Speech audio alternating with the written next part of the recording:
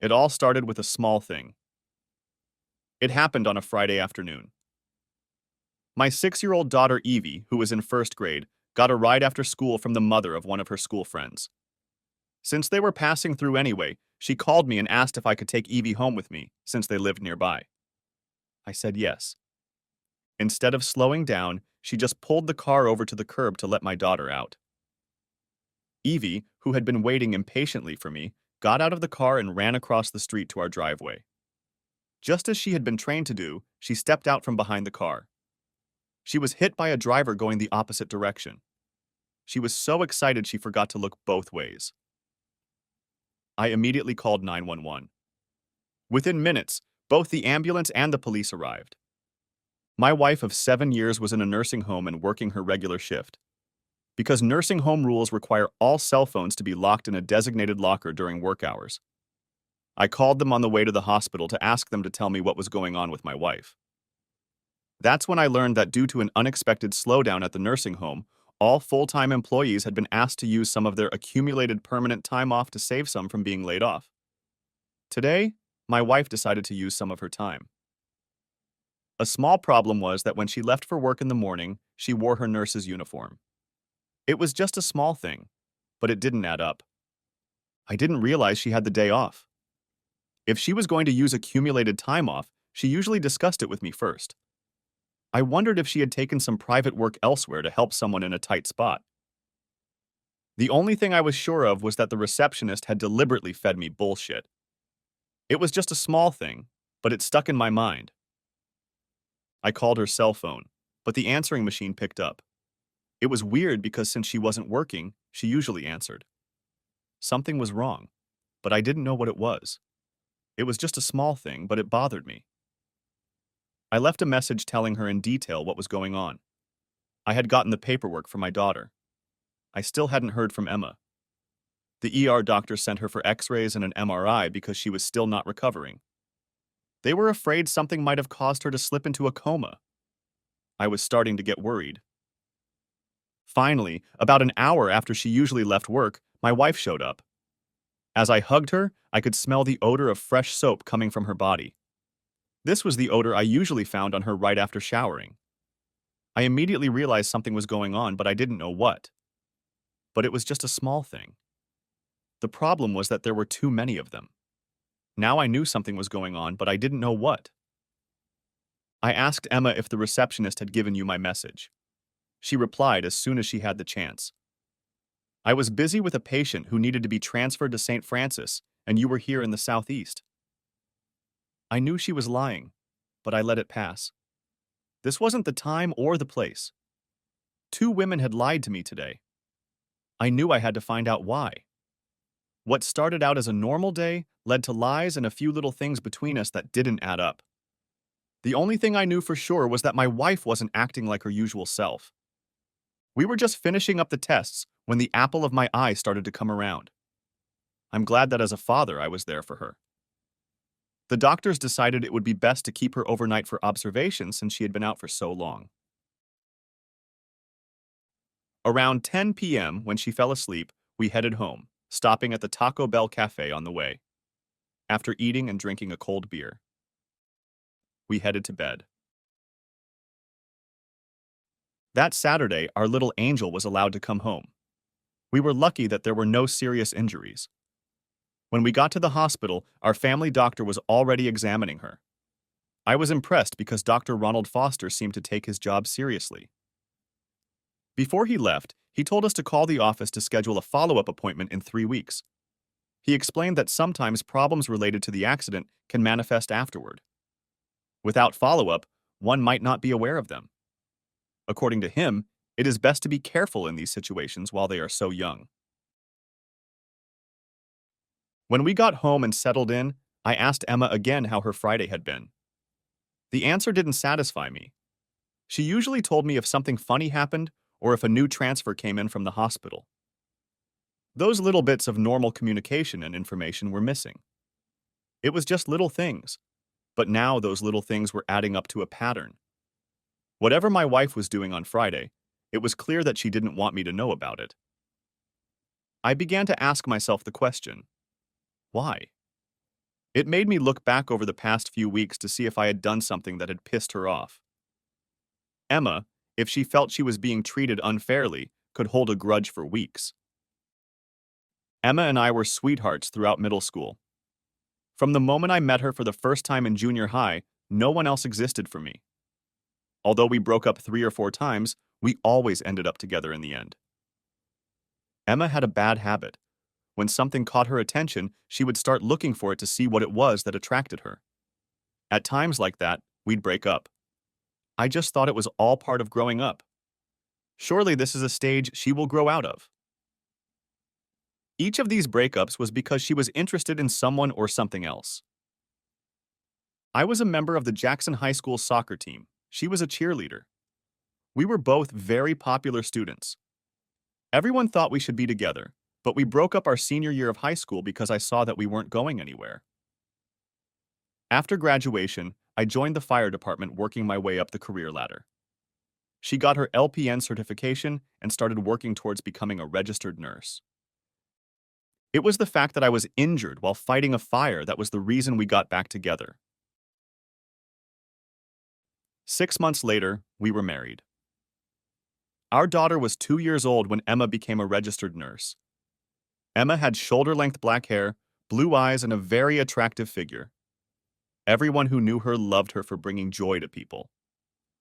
What puzzled me was that in our years of marriage, we never had any major conflicts or problems. A few months ago, we thought about expanding our family. On Sunday, we were invited with our daughter to an afternoon barbecue. It was an outdoor party around the pool hosted by one of her coworkers. We prepared by wearing bathing suits under our regular clothes. We were all instructed to bring something with us. On the way, I stopped at the grocery store to pick up the food we had decided to take with us. We brought enough smoked meats and buns for about 16 people. These were the premium franks that I always boiled before putting on the grill. They were made in a natural casing, and the boiling gave them a richness and bulkiness that was hidden when grilled out of the package. Instead of being dry, they became moist when grilled, and you could smell the smoke flavor in every bite. I discovered them by accident, and now only ate them. I called them smoked because that was the flavor that was so strong. It turned out that the way I cooked them made them a hit. I ended up making it so we always had more meat than bread.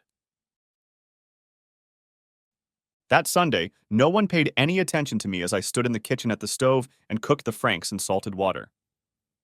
I watched them until they puffed up, which didn't take long. Once they reached that state, draining the water, I dried them before sending them to the grill. My wife Emma was talking to our host Oliva, standing at the patio door. Oliva was the head of the human resources department where they worked. They were both looking toward the pool, where our daughter and her son were playing with a few other people. I didn't pay attention to what they were saying to each other until the very end. What I heard in that moment hurt me deeply. It shook me deeply to the core. It was their conversation that made it perfectly clear to me what was going on. Dr. Ronald Foster, an insanely popular single physician, used to come in every Friday afternoon to check on his patients and residents, Oliva said. Now he only shows up on Fridays when you have time. It makes some of us wonder if there is something going on between you two. If so, what should I be aware of? No, not really, my wife replied, while looking more than flushed, as if she really didn't want to discuss the matter. I knew that such a look usually meant she had been caught doing something she didn't want to explain. I now knew of 2 people whose normal Friday night routine had suddenly changed. I also knew that Emma had a very good reason why she didn't want the truth to come out. She was keeping something very secret, and it wasn't normal for her. We're just professional friends. Emma tried unsuccessfully to explain to Olive. He likes the detailed reports I send him on the behavior of his Alzheimer's patient. He says it makes his medical care easier. Well, that's not what they talk about in the hallways, Oliva said. Whatever's going on between you two, it better be kept quiet when you're at work, or the rumors about you two will only get worse. Nah, I'll be sure to tell him that the next time I see him. I have another doctor's appointment scheduled for next week, said Emma. I think I'd better go check on Evie. I watched Emma walk away to check on our daughter who was in the pool. The words came off my lips. Son of a bitch, she's lying. She doesn't have a doctor's appointment next week. Oliva heard me and turned around, seeing the shock on my face. Her face turned white because she realized, as I did in that moment, that there was definitely something going on here, and that I didn't know anything about it until today. You heard us, Damon, didn't you? Olive said. I only nodded my head. You think there's something going on between them, don't you? There have been a few little things over the past few days that just didn't add up. Now that I've just seen and heard, it's a very different picture. It was clear from the look on her face that she was hiding something she didn't want anyone to know about. It made me look at things differently. Can you please tell me how long Emma has been taking every other Friday off? Said I. For the last 3 months. She suggested this arrangement herself since she works a lot of extra hours. According to her, most of her overtime goes to extra taxes. She takes the day off to cut down on overtime hours and keep a regular day off for family matters. Oliva explained. We in HR like it because in the long run, it saves the corporation money and the part-timer gets more hours. Another question. How close are Emma and the receptionist who answers the phone? Best friends. Why? Replied Oliva. When I called because of Evie's accident on Friday, the receptionist told me that Emma was taking cumulative permanent time off because work was going so slowly that management had asked to make everyone part-time to prevent part-time employees from being laid off. You've been lied to. We are working at full capacity. We don't have room for others. What are you going to do? Said Oliva, pouring me a very strong drink. Emma is definitely hiding something. Her best friend seems to be helping her, and apparently has been doing so for some time now. I really hope what I'm suspecting right now isn't true, I said. Dr. Foster is our family doctor. If what my intuition tells me is true, I'll ruin his career, divorce his wife, and get sole custody of our daughter. Judging by the gossip, you're not the only one who thinks something else is going on, Oliva said. The nurses she works with think they're too friendly with each other for it to be anything more than a professional relationship. They seem to spend too much time in the patient's room when the door to the unit is closed. If I find out anything else, I'll let you know. Please let me know. As a firefighter, we always say that where there's smoke, there's fire. Perhaps this is nothing more than a mutual attraction taken too far. Either way, I'm going to find out, said I, wiping away the smoke. Nice try, but I don't think it's going to work, Oliva said. I've been there, and when our intuition tells us something, it usually turns out to be right. At that moment, I began to believe that I was observing the same pattern of behavior in Emma that I had seen in high school. If true, it meant only one thing. Emma's eyes had found someone else. Dr. Ronald Foster joined the partnership group a little over 3 years ago to take over our former physician's family practice. The local hospital was giving him a hard time because of his age, and the partners in the group he was a part of had effectively forced him to retire. Emma was a registered nurse and got her license while working at Southeast Hospital before moving to a nursing home. Southeast Hospital, a teaching hospital, wanted to look more youthful, and if our former family doctor wasn't going to self-medicate or go on a diet to achieve that look, it was time for him to go. It's sad when a medical organization puts science and image ahead of time and experience. For the next 6 weeks, I worked a 6 to 6 evening schedule, 4 days on and 4 days off. It was time to get the help I needed. If something was going on, my work schedule gave them the perfect opportunity to do whatever they wanted without being caught. My loving wife created enough doubt with her behavior that I took a step I thought I would never have to take. Before taking the smoked meats out to the grill, I sent a text message to one of the team members I regularly worked with asking them to call me in 5 minutes. I was standing next to my wife when he called. Before answering, I told my wife that since it was work-related, I was going to go outside for some alone time. After answering him, I asked him to wait and left the backyard. Truth be told, I only did this because I didn't want Emma to hear this conversation. Bob, do you remember the team we put together when we had to find out for Glenn what was going on with his ex-wife a couple years ago? I asked. Of course I remember, Damon. It worked very well and didn't take long, Bob replied. Who needs our help this time? Me. From what I've learned, I believe this has been going on for at least the last 3 months. Emma and the man I think she's involved with is Dr. Ronald Foster, I said. Even her colleagues at the nursing home think something is going on. I know because I just overheard one of the supervisors talking to her about it. There has to be a serious relationship for this to be talked about. Whatever is going on, the head of HR told Emma to tone it down when they were together at her job. If it's been said, then it's been going on for a while. I'll start calling and try to arrange for us to meet at the fire station tomorrow when we're at work. Bob said, Our friends at the sheriff's department would love it if we offered them something out of the ordinary. Remember, Damon, we'll have to set the same rules for you as we did for Glenn. When we devised a plan to help Glenn after we found out what he knew, we made one rule. He was not to interfere until the team was finished. We felt that any change in his behavior might cause his spouse to change what she was doing. It took us less than a month to finish the job. When we finished the work, he was presented with detailed information about everything his now ex-wife and mistress was doing. The lawyer said it was so detailed that not even a worm could have slipped through it. Glenn won the divorce, gaining primary custody of their 3 children. We met that Monday night, right after dinner, in the meeting room at the firehouse. 6 members of the sheriff's department, 5 firefighters, and 2 police officers were present.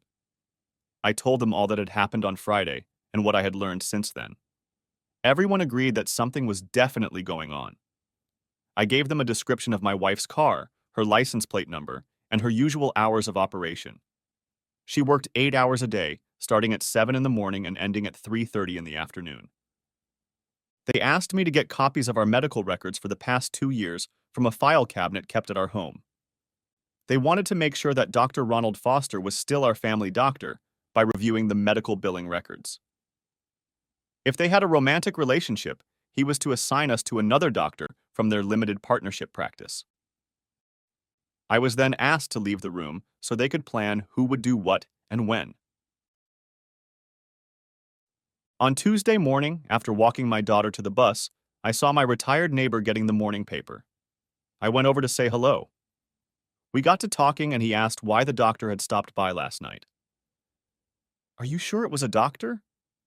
He said he was still wearing his white overcoat when he got out of the car. I saw him take it off and leave it in the car before he came to your door. Your wife had opened the front door and was waiting for him. He was still in the house when I went to bed around 10 o'clock, he said. I hope it's nothing serious. I replied that I didn't know why, but would ask my wife about it when she got home. As I approached the house, I realized that my fears were correct. Grabbing my cell phone, I walked over to my neighbor and showed him a picture of Dr. Ronald Foster from the medical group's Facebook page. He said it was the same doctor he had been seeing. Emma called and said she would be late. I ended up taking Evie, our daughter, to my mother's house so I could get to work on time. I told Bob what the neighbor had said and gave him copies of our medical records and certificates from the health insurance company.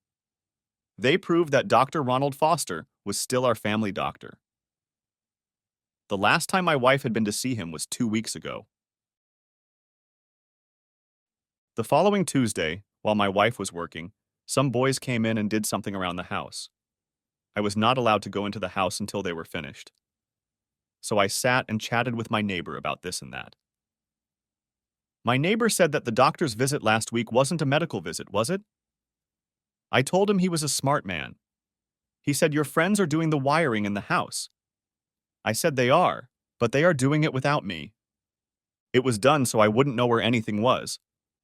If I had known what they were doing, I would have watched to see if they were working, just like anyone else, and maybe my change in behavior would have given them away. I wish I had friends like you, said a neighbor when I was going through a divorce years ago. It could have saved me thousands of dollars in legal fees alone. These days, you have to do everything you can to protect your ass, even from those you trust. The sad thing is that the new computer age has really helped destroy the few family values we had. On the first day of the last 4-day run, ending 6 weeks of nights, they came to the firehouse to give me the bad news. They even brought along one of the best divorce attorneys in our town. I immediately realized that there was more to my situation than just my wife fooling around. The fact that they chose an attorney for me meant that the team felt that we had to act very quickly. Emma and Ronald Foster were lovers. Their affair had been going on for over 6 months. It was reaching a breaking point. They felt it was time to take some bold steps. Emma was waiting until the end of the school year to file for divorce, which was only 2 months away. On the nights I worked, they would either stay at my house after Evie went to bed, or Emma would take our daughter to her sister's so they could babysit. Emma, after spending the night with Ronald at his house, would pick Evie up to bring her home before I left. Then, they would get together as usual. The reason the lawyer was there was because of what was being done behind my back. Emma, with the help of Dr. Ronald Foster, was planning to use mental cruelty grounds against me. They wanted to prove that I was an unfit father and a danger to my daughter's well-being.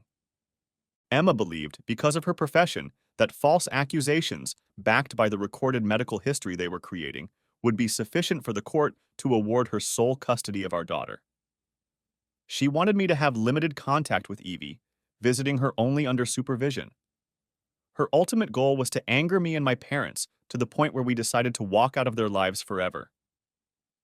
As I sat and listened to them, I wondered what I had done to my future ex to make her so dirty and vindictive. The 60-page report had dates, pictures, pretty explosive ones of the two of them doing it.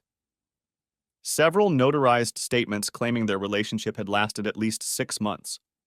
There were even transcripts of conversations between the two of them as they worked out plans together on how to destroy me. I decided that after my last night shift this week, she would be served. We will also file a complaint with the state medical board against Dr. Ronald Foster and get it the same day. We will attach evidence that he was still serving as our family doctor during this time, according to our bills. We raised the issue that since they talked as a couple about setting me up, could he have falsified my wife's information and my medical records to support my soon-to-be ex's claims of mental cruelty? A copy of the divorce petition would be given to the local child services office with an explanation that I was taking my daughter out of town so they could investigate me and my wife without my intervention. The letter explained that we were doing this as a preventative measure. I was to take a 3-week vacation as soon as my work shift ended this week. They suggested I take my daughter out of town. The vacation had already been approved. One of the firefighters on our crew was one of the department heads. In their presence, I called my retired parents and offered to use my dad's van and go on a 3-week vacation the day I finished my last shift. I told them I needed them to do it, and I would pay the expenses. They agreed, but wanted to know why we had to do it in a hurry. I said I would explain it to them when we hit the road. My newly hired attorney was shocked when I offered to sign over parental rights to my parents until the divorce was finalized. He said it was a brilliant move under the circumstances. If Emma has already filed a complaint with child services, it shows that you care about the child's needs first. Unless we clear my name, it will show all concerned, even the legal ones, that I am protecting my daughter and putting her needs first. I will prepare the papers, he said, but be sure to have them notarized within 24 hours after we serve your wife. I had just finished my last evening shift and returned home in time to see my wife off to work. As usual, she kissed me on the cheek on her way out the door. As soon as she pulled away from the driveway, I made a quick phone call. Evie and I started packing clothes for the unexpected trip. One of the representatives from the sheriff's department, at my request, informed the principal of the school what was going on and why I had to pick up our 6-year-old daughter from school. At 8 o'clock in the morning, my parents drove up. We loaded and packed our belongings into the van and then hit the road, and by 9, we were on the road. Out of respect, I called Oliva to let her know what was going on. She told me that while the two of them were in the nursing home, things were strictly professional after talking to Emma. The rumors began to subside. I explained that I now had proof that their affair had lasted at least 6 months. As a result, I would have to serve her tonight while she was at work. Oliva said she would be a witness and let me know how it went. I then joined my daughter in my parents' huge van. As we drove out of town, I handed my mother a legal envelope with all the details. Asked her to read the whole thing. My father asked what was going on. I recently found out that Emma was planning to divorce me at the end of the school year, I explained. What Mom is reading is what we found out and were able to prove. Her lover is our family doctor, and they were going to make me look really bad.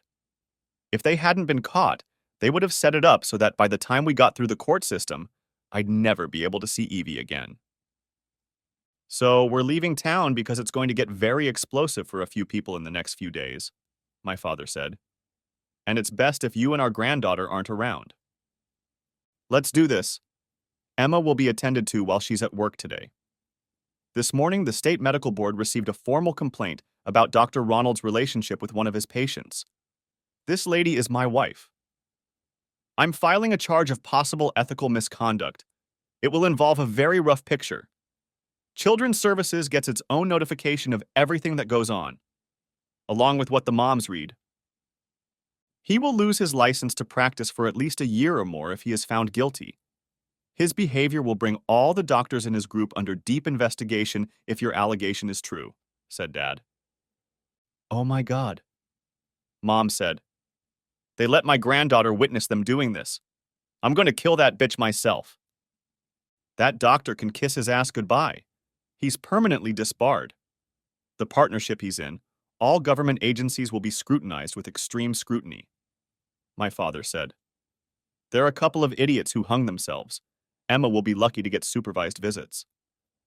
Damon Lay, you and Evie will move in with us when we get back, said my mom. If Emma comes to me when your father and you aren't home, I'll open the door with a loaded double-barreled shotgun. No more school bus. I'll drive Evie to school and pick her up every day. God, I loved my mom. She loved her only granddaughter more than anything. My mom was very protective of her family. When she was growing up, more than once she fought off those who she thought wanted to hurt her family. My dad drove the car until we needed to get gas. That meant the gasoline level was down to half. I used my credit card to get gas and then got behind the wheel. This gave my dad a chance to read everything for himself. He couldn't believe how detailed it was. I ended up having to tell him about the group we had set up in city services. I said this was the second divorce we were working on to protect one of our own. Around 3 o'clock, we stopped at a trailer park for the night my mom had booked. These 3 weeks were designed by her to spoil her granddaughter. After we parked and hooked up to electricity, I took Evie and went swimming in their pond. We were just getting back when my cell phone rang. It was Eliva. Hi, Eliva, I said. Hope your day went well. Damon, we haven't had such an exciting day in months. Eliva replied, Thanks to you. We received word this afternoon that Dr. Ronald Foster has been suspended from professional practice until the state medical board completes its investigation. They're acting so fast I'm amazed, I said honestly. I figured they'd at least call him in for an interview first. They only suspend if there's a serious complaint that's already partially proven, Oliva explained. It also means that they consider the situation to be very serious. That means it will be about 3 months before we know the outcome. Well, I sent them all the information I had listed on my divorce petition, I explained. At 3 in the afternoon, your soon-to-be ex got a summons, right during his shift. I alerted security to expect him and contacted me before letting him in. When he arrived, I escorted him to the section where Emma worked. The young man asked her if you were Emma Lee and when she said yes. He said, Congratulations, you have been served, Oliva said. When she opened the envelope, the first thing we all saw was a picture of Ronald making love to Evie. Oh no, she screamed before she passed out. Damn, my lawyer let her see it first, said I with a laugh. That's a credit to her. Did the state get a copy of that picture? Asked Olive. Probably the same way if I know my lawyer, said I honestly. Then the state really had no choice. Dr. Ronald Foster was having an affair with a patient, said Oliva. I didn't believe you could do it. We have an office pool now for how long he'll lose his license. My father thinks he's lost it for good as far as our state is concerned, I said. Emma and Ronald, we found out, created a false medical history that I was mentally abusive to her so she could get sole custody. If that can be proven, criminal charges will likely be filed. It's a mess, but her problems are compounded because now everyone knows she let her daughter see what she was doing to Ronald, Oliva said. The rumor mill is now running like a rabbit here. Some staff members refuse to work with her. I'm working on rearranging the schedule now. They say they've lost all ability to trust her. When she came to, I informed her that the state had informed us that Dr. Ronald Foster had been suspended by the medical board pending an investigation. When she left at 3:30, she wasn't happy. Wait until she finds out Evie and I are out of town. We left with my parents this morning on the advice of my lawyer. My lawyer decided that because of the accusations against me by Ronald and Emma, it would be best if I wasn't alone with my daughter at this time. A smart move, since she has many friends all over the world thanks to her profession. To give herself the necessary credibility to her claims, these stories may have already been planted, said Oliva. In the end, it was the details in our reports that saved our organization's ass more than once from a legal standpoint. We promised to keep in touch and said goodbye. Mom and Dad looked at me in utter fascination. It was as if they realized for the first time what Emma and Dr. Foster were trying to accomplish. Mom, find in your notebook the address of the nearest notary we'll have tomorrow morning, I said. Why? She asked. The lawyer has drawn up legal documents giving you both my parental rights until either the divorce is settled or my name is cleared. We have to have them signed and notarized by 3 o'clock tomorrow afternoon, I said. I won't let them take my daughter away from us, no matter what happens. My mother tearfully asked, Are you sure about that? Does that seem a little extreme? Yes, Mom, I'm sure. Even the lawyer thinks it's for the best. We don't know what the fake medical reports say. As a result, until it can be proven that I'm not a danger to my own child, for Evie's protection, we are going along with this. I explained. My mother began to cry. Upon arriving home, Emma Lee found her husband's car in the driveway. She shut off the car and prepared for the expected storm. She walked over and rang the doorbell, hoping he would answer. But he didn't come, so she rang again. Finally, she took the house key and unlocked the door. As soon as she entered the house, she realized that no one was home because her daughter had not come running to greet her. Pulling an envelope of legal documents out of a huge bag, she began to read it all the way through. It was clear that whoever had used his services, they had caught it all. Ronald and her own deciphered words laid out their plan. He struck first, and he struck hard. The problem was that none of the altered medical records had been made public simply because they hadn't reached that stage in their plans yet. And now, they wouldn't be. Ronald couldn't access his files until the investigation was over. Ronald never learned the details of the complaint against him. He was only told that because of the seriousness of the complaint, they were taking precautionary measures. Damon proved that the case and their stupidity had nothing to do with it.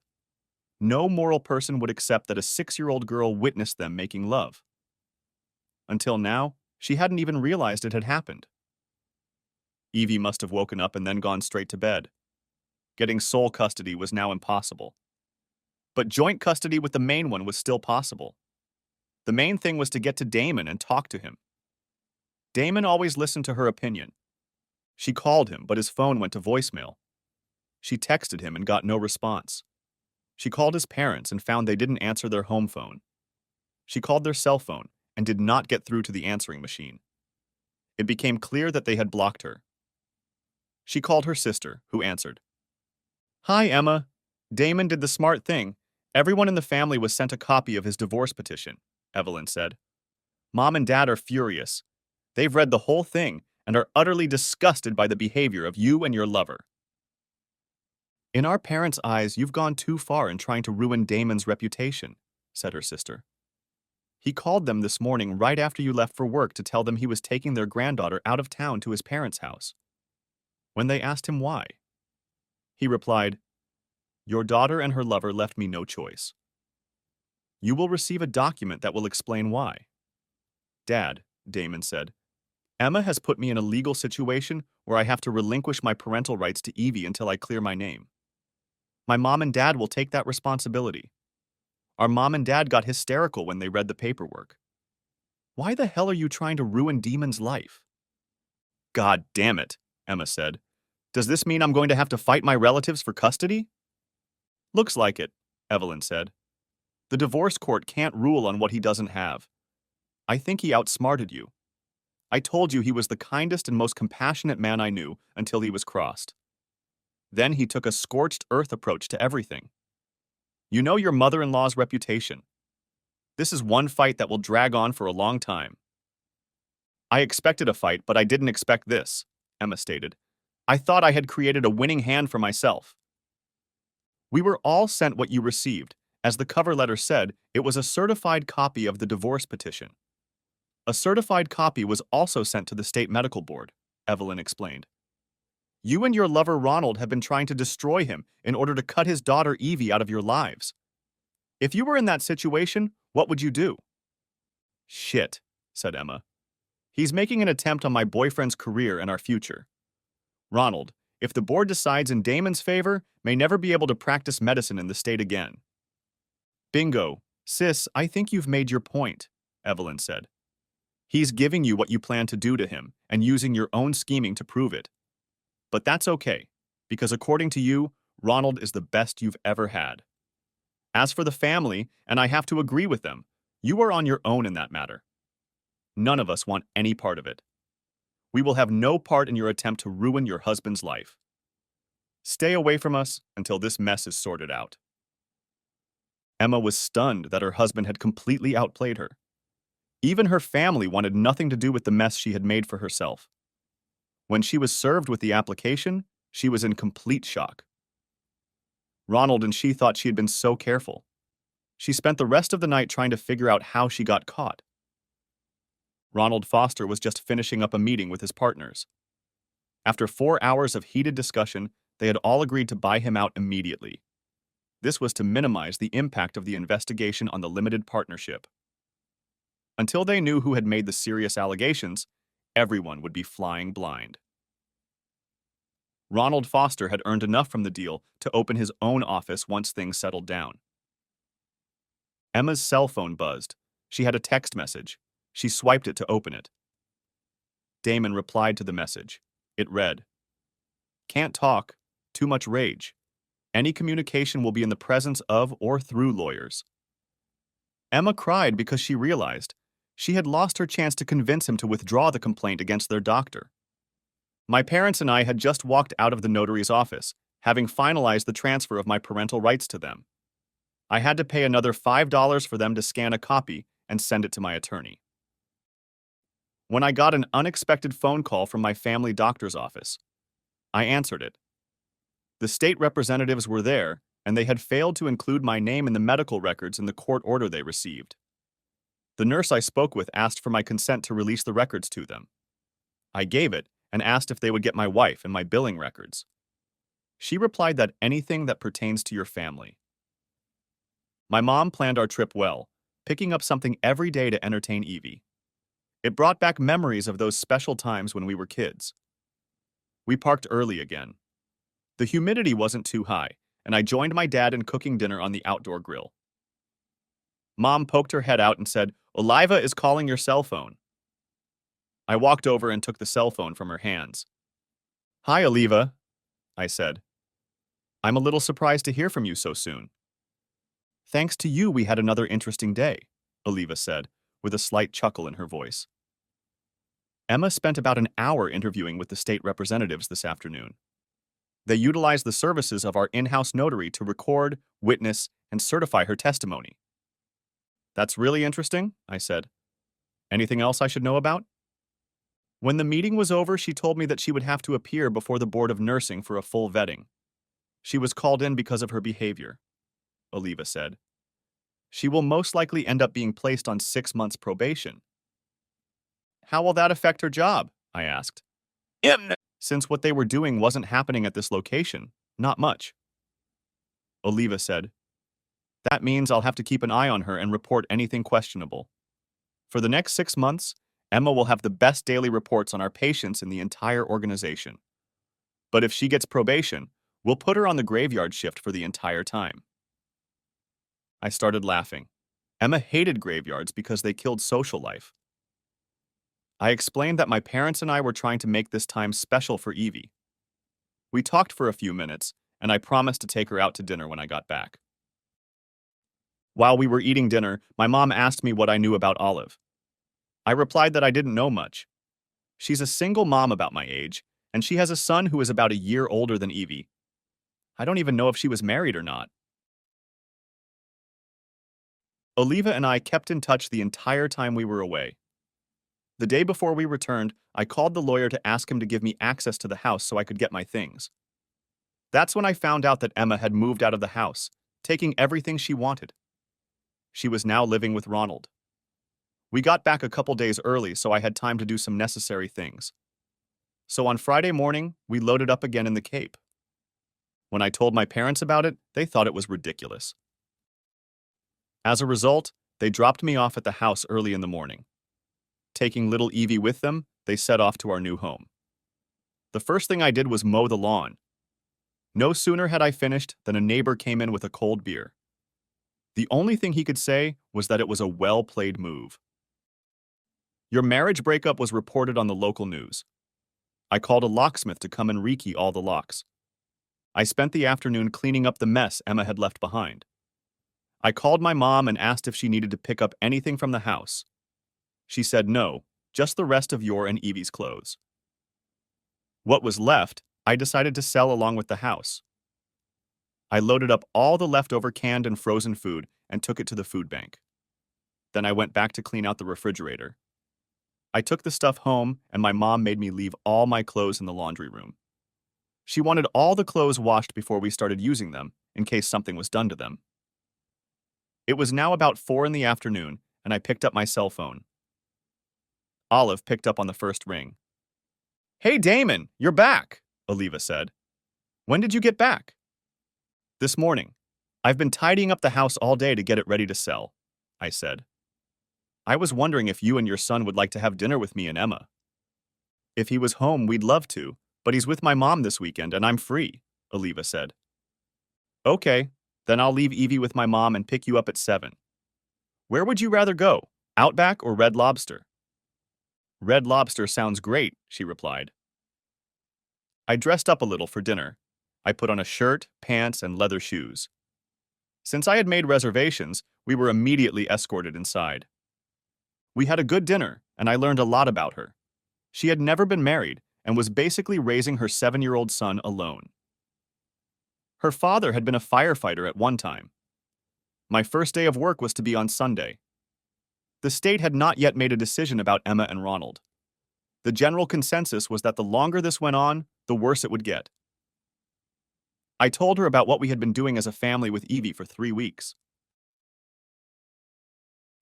After that, we went for a walk around downtown Cape to check out the nightlife. It was about 11 o'clock when I pulled up to my parents' house. Mom, being mom, was still waiting for me. Sunday afternoon, I was called into work. I had a visitor who wanted to talk to me. I figured I knew who it was. And I was right. It was my ex, Emma Lee. "Mrs. Foster, how can I help you?" I said, as I walked into the office and turned on the recorder app on my cell phone. "My name is still Lee Damon," Emma replied. "Well, if that's true, then I'm still a piece of shit to you," I replied. "So what do you want?" "Damon, that's not true," Emma said, trying to lighten the mood. "I'm sorry, but that's not what your behavior is indicative of, is it?" I replied. "The first thing you did was move into another apartment as soon as Evie and I went on vacation. Witnesses say you moved in the next day. So much for guilt or remorse." "I want to see Evie," Emma said. "See your lawyer. I'm sure he'll confirm that legally I no longer have a say." "It sounds like you're knocking on the wrong door," I replied. "After all, I was the one you publicly stated to that I was abusing our child." "I know that, but you can smooth things over," Emma said.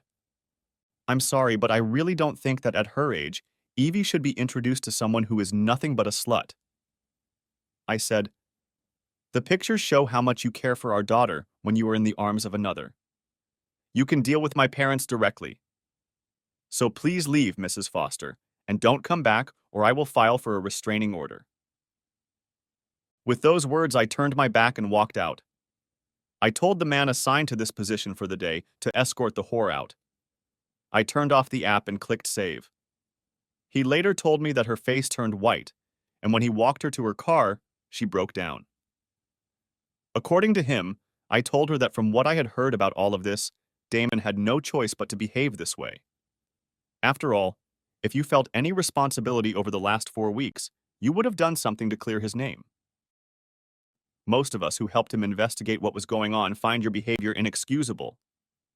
You are nothing but a conniving, greedy bitch who planned to take away everything that meant anything to him. Late Monday night, I was working with an ambulance crew on a medical call when my mother called. I transferred the call to an answering machine. We were helping prepare an elderly woman for transportation to the hospital.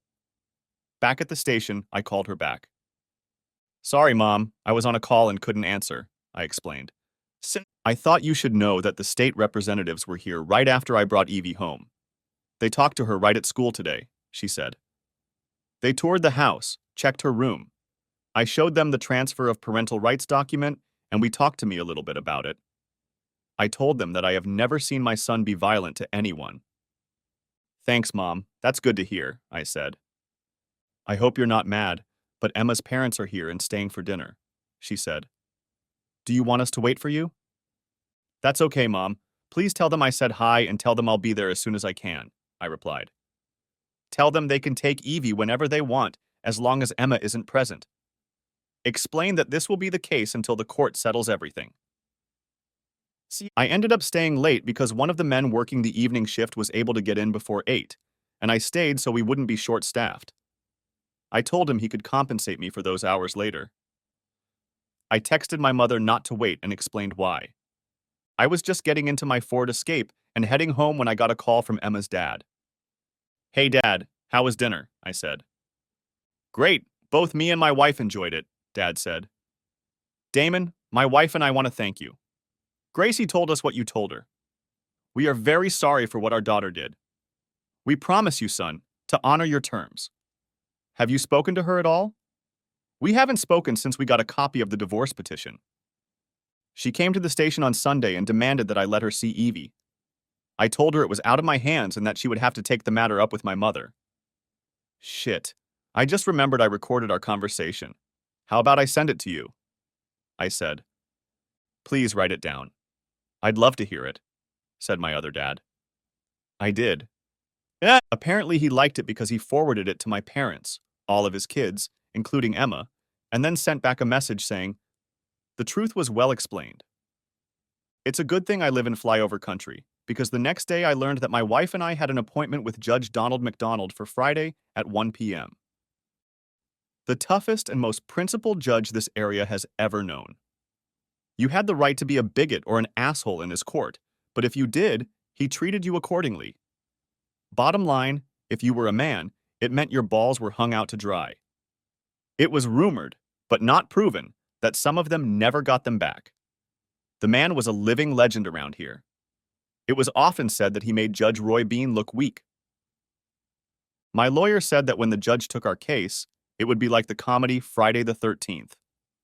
You had to watch your R's and Q's and be ready to answer his questions when he was ready, or suffer the consequences. The judge will not tolerate slander and innuendo. He wants facts. It is by knowing them that we will present our defense. We all gathered at one point as the judge took a seat on the bench. Emma's attorney wanted visitation rights with Evie. To accomplish this, he needed to get the termination of my parental rights revoked. My lawyer pointed out that I had voluntarily relinquished my parental rights to my parents because of the accusations made by my wife and her lover. Damon Lay swallowed his pride and put his daughter Evie's needs first. He has not been alone with his child since he found out about the allegations made against him because of the situation his wife put him in. We recorded the conversation we witnessed. Damon explained that Emma Lee would have to address the issue with those who have parental rights, which are his parents. The judge asked to hear the conversation, so my attorney took my phone and we turned on the recording through the microphone sound system. Everyone could hear it. Emma was not impressed that she had to listen to it all over again. My lawyer then presented a notarized statement from the witness, who told the rest of the story after I left. The judge asked to see the transfer of parental rights document, and my attorney handed him a copy. A slight smile came off his lips as he read it. Turning to my wife's attorney, he pronounced, "Is it true that it was because his ex-wife accused him of mental cruelty that he did what he thought he had to do?" My wife's attorney replied, "Yes, but she was under a lot of emotional pressure at the time. Now that she is out of the relationship, she has regained her equilibrium." "Is the case being investigated as it was explained to me?" "Yes, it is being investigated, but there is no decision or ruling yet," my wife's lawyer said. "I'm going to read what the termination of parental rights document says." The judge said, "I voluntarily relinquish my parental rights until the issues regarding my parenting skills are resolved by the state agencies that are investigating or until the court rules after receiving evidence that I am not an abuser." There are 2 agencies currently investigating, correct? There are 3, the State Medical Board, Children's Services, and the State Board of Nursing, my attorney explained. "Brilliant! It's just one big mess." "How long have these investigations been going on?" asked Judge McDonald. "About a month," my attorney replied. "Judging by the length of the investigation, it's not just the typical he said, she said problem." "Is it?" the judge asked. On page 32, the second and third paragraphs of Damon Lee's divorce petition explain why the 3 commissions are still looking into this case, my attorney said. We all watched as the judge pulled it out of the folder and read it. His face took on a serious expression. He set the papers aside, looked at my wife's attorney. "Let me make it clear that a divorce cannot be granted until all 3 investigations are complete. I will not interfere with an investigation that could lead to criminal charges. From what I have read, it appears that one of the parties in this situation is here because of the possible criminal actions of the others. I have to take that possibility into consideration. It may be that the complaints about one party by the other party are false," Judge Donald McDonald said. "The termination of Mr. Damon Lee's parental rights stands. I want to acknowledge the wisdom he demonstrates to the court by his action. It takes a special type of parent to put the needs of a child first. He did so to protect both the child and himself. The behavior of both biological parents towards the child came into question because of the behavior of one of them. He found it best to remove himself from the equation. So I have to agree that until we see the reports from the state, no final decisions can be made." Mrs. Emma Lee's suit for visitation must be brought against the child's other legal guardian, which he is not. "Court is dismissed," said the judge. The expression on Emma's face spoke for itself. She didn't like the fact that what I had done was deemed legal. Emma was furious because she hated to lose. As we were leaving the courtroom, she approached me. "Damon, how did you guess?" asked Emma. I replied, "It was just a bunch of little things that didn't add up between Evie's accident and the barbecue at Olive's. Remember the phone call I got that Sunday?" Emma asked, "Yes, why?" "It wasn't long before I realized that your behavior was the same as in high school when you were interested in someone else," I said. "That call to me was in response to a text I had sent a few minutes earlier. By the time it was over, you were already under investigation." Her face went completely white. It hadn't occurred to her that she'd given herself away. Up to this point, she had thought someone had told her. "If you follow the little things, the whole story eventually emerges from them," I said with a smile. "Considering how detailed you are about your patients, you should have known that." I didn't need to tell her that, but I really enjoyed getting to the bottom of it. It made her even angrier because I had the biggest grin on my face. As I walked out of the courtroom, I slipped into the men's restroom and ran into the judge. I thanked the judge for his decision. "It was a pleasure," Judge McDonald said. "When I read the facts, everything was so black and white. One question, was it your lawyer who suggested you do this?" "No, it was me," I said.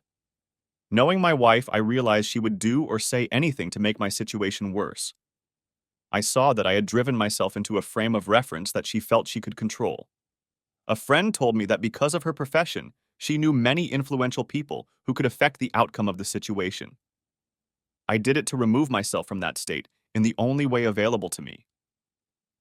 If you hadn't done that, she would have not only gotten not only visitation rights, but also custody rights because of the seriousness of the allegations against you, the judge said frankly. Your preemptive strike put an end to all of this. I hope your name is cleared soon.